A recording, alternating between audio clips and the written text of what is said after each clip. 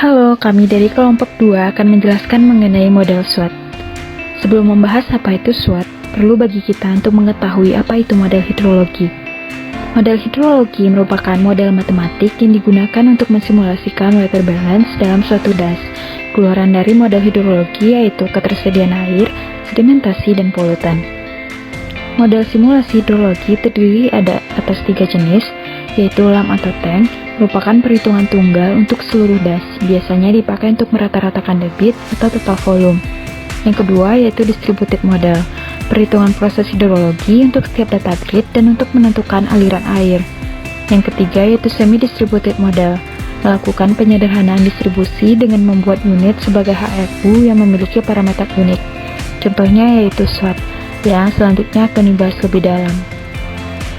SWOT atau Soil and Water Assessment Tool merupakan model kejadian kontinu untuk skala das yang beroperasi secara harian dan dirancang untuk memprediksi dampak pengelolaan terhadap air, sedimen, dan kimia pertanian.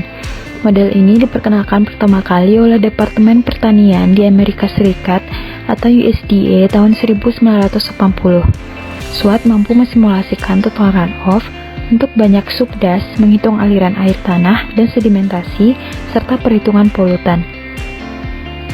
Tahapan SWOT terdiri atas 2, yaitu pre-processing, di mana pada tahapan ini dilakukan input data pada SWOT, dan yang kedua yaitu processing, proses SWOT hingga mendapatkan output yang diinginkan. Pada tahapan pre-processing terdiri atas 3 tahapan, yaitu watershed delineation, overlay HRU, dan weather gauge. Watershed delineation merupakan proses pembuatan das dengan menghitung besaran akumulasi aliran dan arah aliran melalui topografi. Data yang digunakan yaitu data DEM, merupakan data digital yang menggambarkan geometri dari bentuk permukaan bumi atau bagiannya yang terdiri dari himpunan titik-titik koordinat hasil sampling dari permukaan dengan algoritma yang mendefinisikan permukaan tersebut menggunakan himpunan koordinat. Das yang sudah dibuat dalam tahapan sebelumnya akan dibagi menjadi subdas yang wilayahnya lebih kecil, yang kemudian juga akan dibagi lagi menjadi unit yang lebih kecil, disebut sebagai Hydrologic Response Unit atau HRU. Data yang digunakan yaitu data tutupan lahan atau soil use dan data jenis tanah atau soil type.